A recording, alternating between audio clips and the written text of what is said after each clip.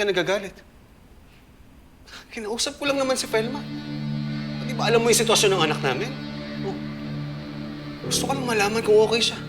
So okay na ba siya? Sana. Good. Ibig lang sabihin, pwede nang putulin na pakikipag-communicate sa kanila. Bakit? Pamilya ko pa rin naman sila. Ako na ang pamilya mo ngayon, Manuel. Kami ng baby natin. At bilang asawa mo, may karapatan akong pagbawalan ka ng kausapin yung Felma na yan, naiintindihan mo.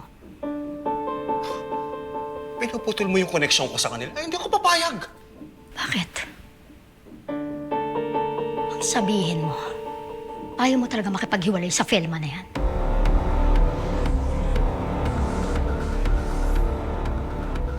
Kita mo na, pinagtataksilan mo ko.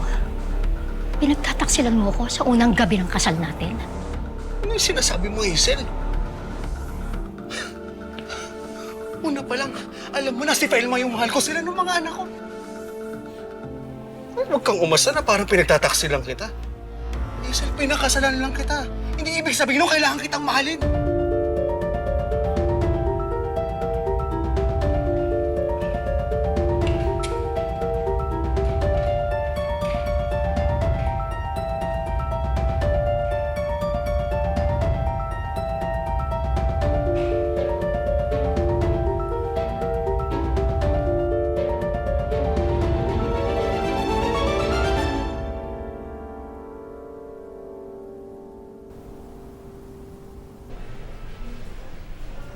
Paano yan? Di mo natatawagan yung mag-iina mo. Pwede ba naman yun? Paano ko malalaman kung ano nangyayari sa kanila? So, iniisip ko lang si Felma eh. Baka makahalata na yun. Hindi yan. Ganda naman ng dahilan mo eh. Oo nga, pero tuwing tatawag ako, kailangan kong magsinungaling, kailangan kong magdahilan. Parang ang bigat dito. Minsan nga, iniisip ko, wag na lang silang kausapin. Sa una lang yan, pre. Masasanay ka rin. Ako nga. Kalusot ako kay Maring Pas mo eh. Lusot na lusot. Nahuli ba ako? Oh. Hindi ko na nga sinasabi yung tungkol kay Hazel. Siyempre, ayoko silang masaktan. Kaso ang bigat naman na nagsisinungaling ako sa kanila. Sabihin ko na lang kaya yung totoo.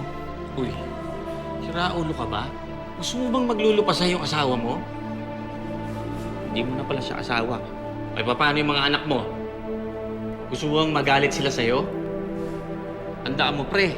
Ka-o-opera lang ni Andrea. Baka mabinat yun. Ikaw rin.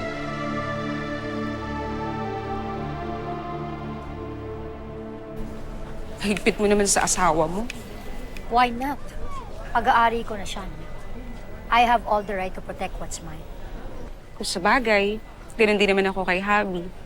I would fight for the man I love. Pero friend, di ba hindi mo naman talaga love si Manuel?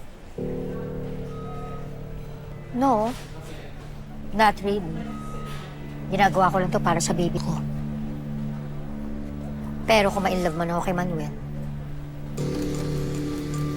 okay lang naman siguro, di ba? Lalo na asawa ko naman na siya. Sus, tara na. Ito talaga.